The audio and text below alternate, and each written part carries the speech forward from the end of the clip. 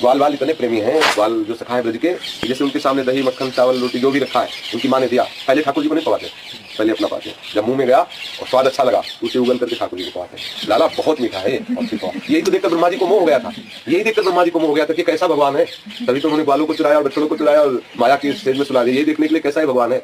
तो सख्य भाव, दास्य भाव और शांत भाव से भी श्रेष्ठ है। इसमें कुछ प्रेम प्रकट होता है और इसमें बराबर का भाव रहता है, लेकिन इसमें अपने सुख की भी चाह रहती है।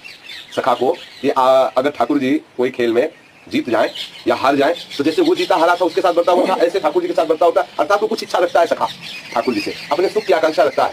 इससे भी बड़ा भाव है वात्सल्य भाव। भगवान हमारे बेटे, अब ये यशोदा जी रात दिन लाला की सेवा में लगी रहती है, नंदन उनको सुख पहुंचाने की आकांक्षा में रहती है। लेकिन इनमें भी एक आकांक्षा रहती है कि लाला जब बड़ा होगा और हम बूढ़े होंगे तो हमारी सुख व्यवस्था करेंगे, इसमें भी आकांक्षा है। और हर समय लाला की सेवा में चिंता में लगी रहती है, फिर भी इसमें कहीं ना कहीं स्वसुख की वांछा है, स्वसुख की आकांक्षा है। इससे भी ऊपर भाव है कांता भाव, कि श्री कृष्ण हमारे पति हैं, जैसे गोपीजनों का भाव था। इसमें भी एक आकांक्षा रहती है कि श्री कृष्ण हमसे मिले, हमारी तरफ देखें, हमसे खेलें, हंसे, बोले। इससे भी ऊपर का भाव है निकुंज रस, जिसमें बिल्कुल ये आकांक्षा नहीं कि श्री कृष्ण हमारी तरफ देखे, हमसे बोले या हमारी रक्षा करे या हमारा कल्याण हो या हमको सुख मिले, बिल्कुल ऐसा भाव है।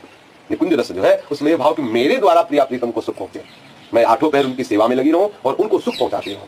इसमें तत्सुख का, निष्काम का, चरम सीमा का भाव प्रकट होता है निकुंज रस में। जिस उपासना में आप लोग दीक्षित है, ये चरम सीमा की उपासना है कि लाडली लाल वन विहार कर रहे हैं और सखिया पुष्प बरसाती हुई उनके साथ साथ चल रहे हैं। वो उनके सुख में सुखी है। गोपी चाहती श्री कृष्ण मेरी तरफ देखे, लेकिन सखी नहीं चाहती। सखी चाहती श्री कृष्ण और किशोरी जी आपस में खेलते रहे और सुख से विराजमान रहे और हम उनको सुख पहुंचाती रहे। चरम सीमा की उपासना सुख की है, महाप्रेम